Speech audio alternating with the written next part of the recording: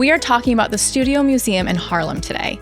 As far as tension-wise, most people in Harlem were excited to see this building built. So, hey, there's the museum woman. And they say, hey, Miss Museum Woman, when are you going to reopen? Oh.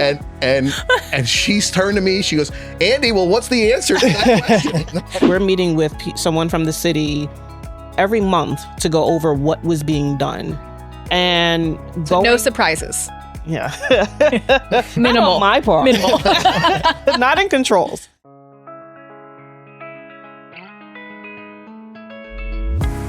This is the Construction Insiders Podcast.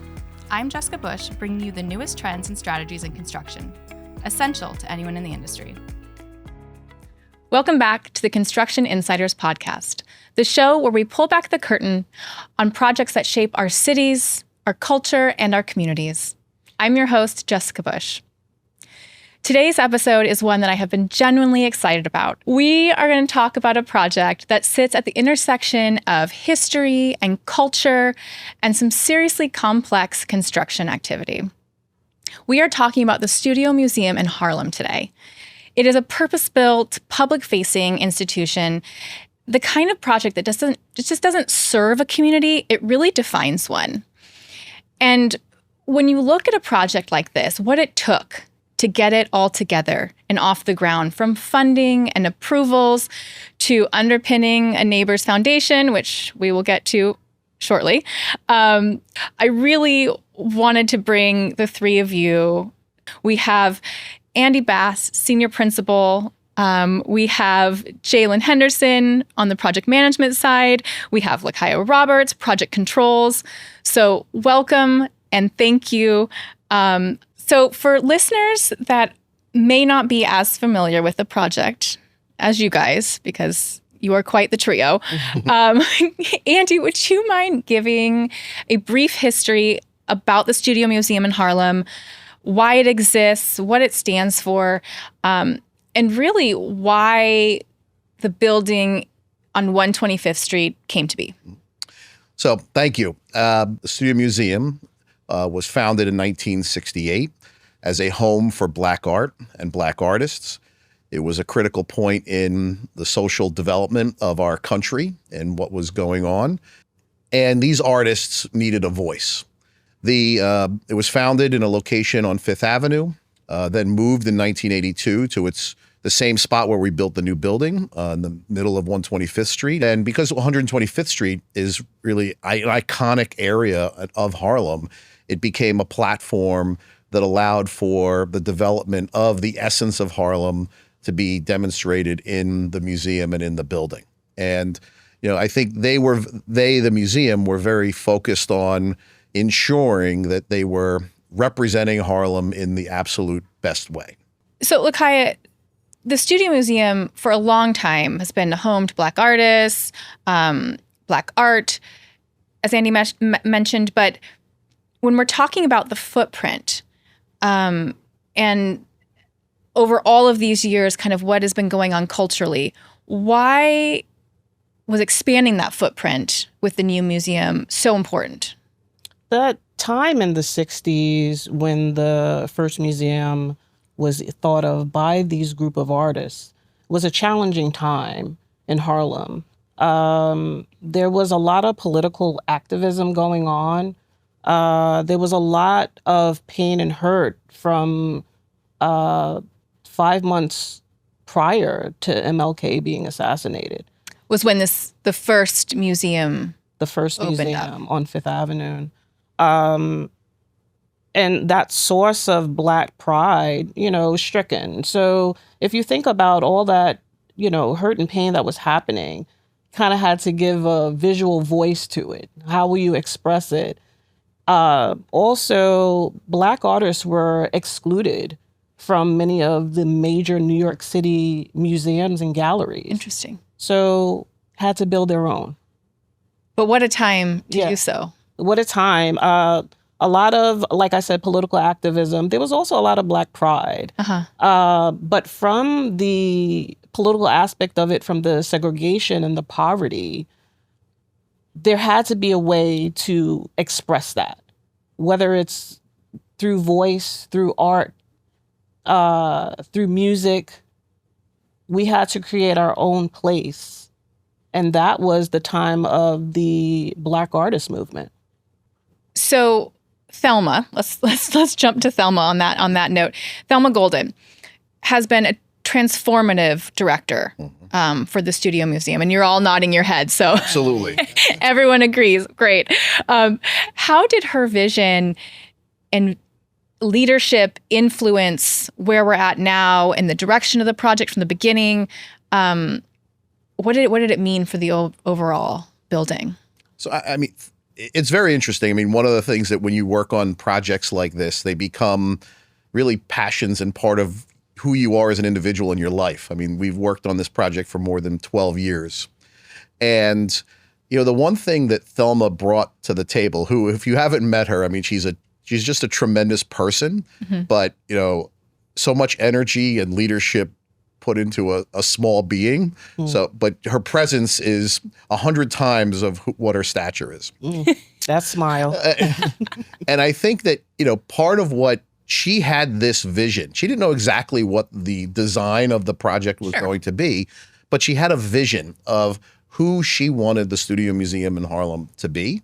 And that was the mantra that she carried through for the entire creation of the institution, through fundraising, through approvals, through design, through construction. And she had tremendous partners in the board and other members of the staff that just followed her. I mean, she became in essence the Pied Piper for the Studio Museum, and that this is where she wanted to take the project, and everyone followed along. And as I mentioned earlier, the leadership from the chair of the board, a gentleman by the name of Ray McGuire, who, if you're from New York, everyone knows Ray. But that essence and that leadership is what really carried this project through. And it's a perfect example of tenacity, of perseverance, and not giving up. Well, because there are going to be challenges on any construction project. Right, for sure. And we're going to get into those. But it's the leadership that keeps it moving to a successful.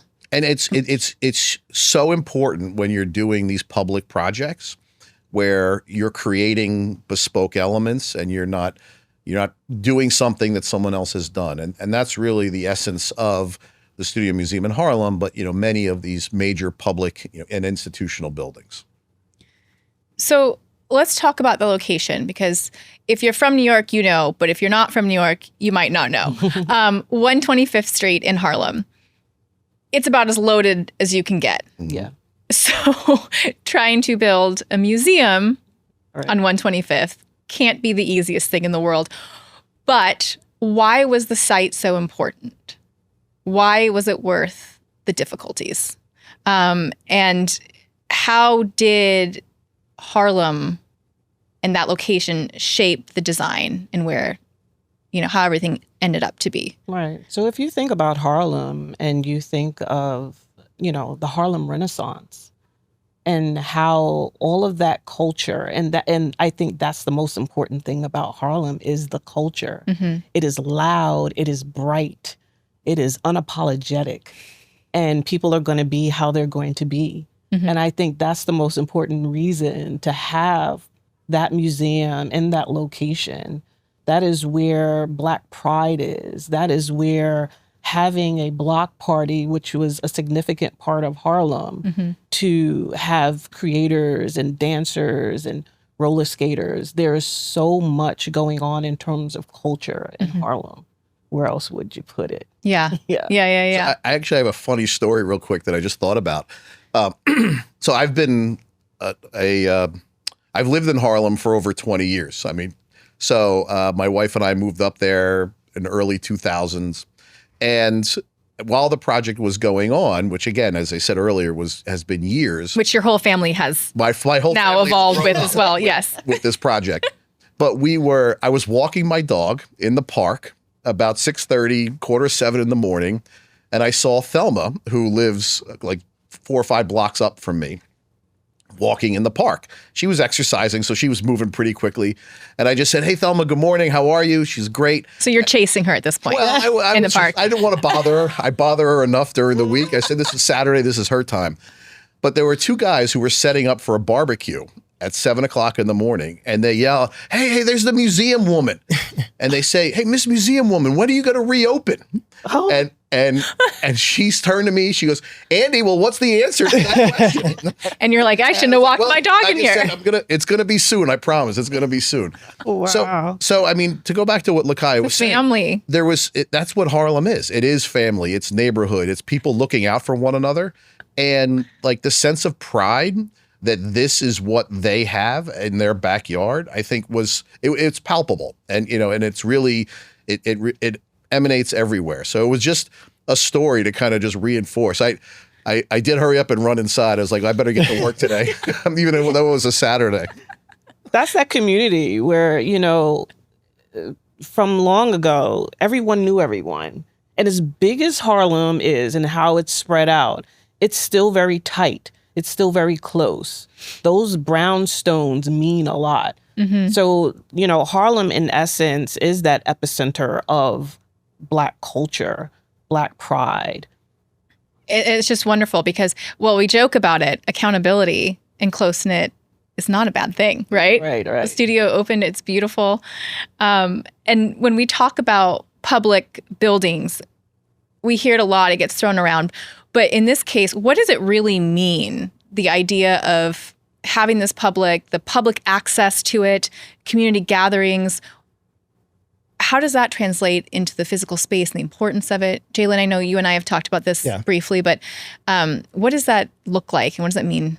Yeah, to go to Andy's and Lakya's point, 125th Street is the liveliness. It is the life of Harlem. So what better place to have the Student Museum on 125th Street when you have the likes of the Apollo Theater, you have the Black Theater, all of these staples of the community are in that same location. So to have the opportunity to not only invite the public into a space like the Student Museum in Harlem, it also allows the design to flow with that.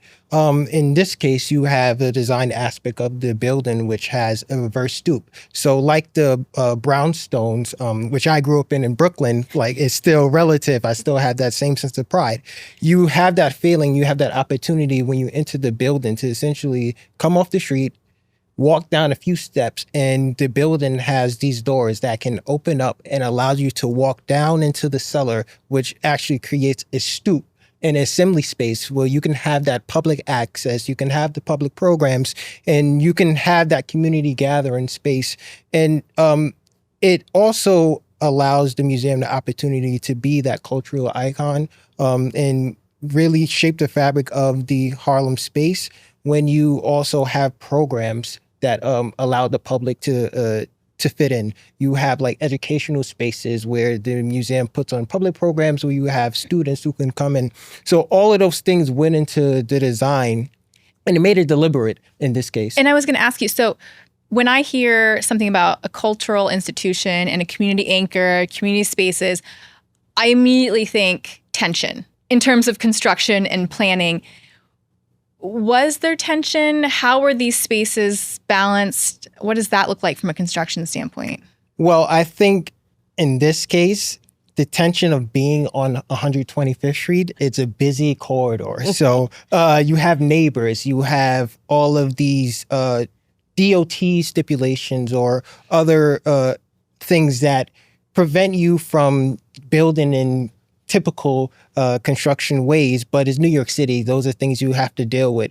But I also think the museum and the staff and everyone involved, they made sure the community was very involved in this, made sure they were aware of everything that was happening. So although there are many challenges like any project, I think as far as tension-wise, most people in Harlem were excited to see this building built. So I think at that point, they wanted to see it built. So they were well aware, and I think they were receptive to the museum being. So even with a dual personality building, there was the support. I remember early on, we had those community events. Yes. Where we had people come out and talk about what was being done, what was being built, how that would affect the community. They had large turnouts. People wanted to know what was going on. Yeah. And they're just putting those designs, like being purposeful and making sure that the design of the building was built for the community. It helped ease a lot of those tensions. Yeah, I mean, we were in front of the community board dozens of times. I mean, during design and during approvals, just so that people were comfortable. And therefore, when we got into the actual logistics of construction, there was a lot of excitement rather than focusing on the negatives of the impact. It was more about, well, we know that this is in essence short-term pain for long-term gain. And, Well, their wants were heard. right. Takes out any sort of confusion or uncertainty about what's going to be very transparent. And that process can be very successful in the development of these public-facing buildings, because you're creating the vision of the long-term excitement, so that therefore the discussion of the interim construction conditions can be more minimized, because people know that this is only short-term, and we know what we're getting. Yeah. So know what we're getting. Let's talk about funding. Let's talk about money, right? It is never simple. I have not heard of a single project like this that has ever been a straight line. So I'm assuming multiple sources of funding, city dollars, private. How does that structure around this? Lakya, Yeah. I'm going to hand this question to you. What did it mean Yeah. to you managing this from day one from a funding standpoint? Well, we came in, as we do, prepared, overly prepared to, show and knowing that we you, have- I know that's true. Absolutely. showing that we have everything ready, and starting off with the city funding aspect of it and working with the city, that was also a monthly process. We're meeting with someone from the city every month to go over what was being done, and So no surprises. yeah, Minimal. Not on my part, Minimal.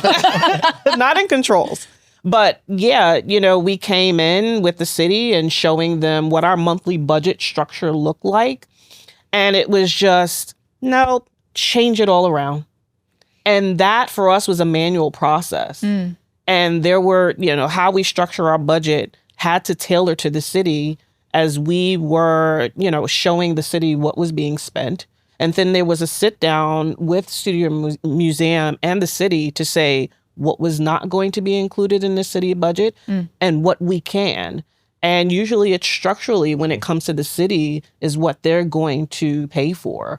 So everything else has to be, on Studio Museum's dollar. So that's when the funding came in, the private funding, which was exceedingly amazing.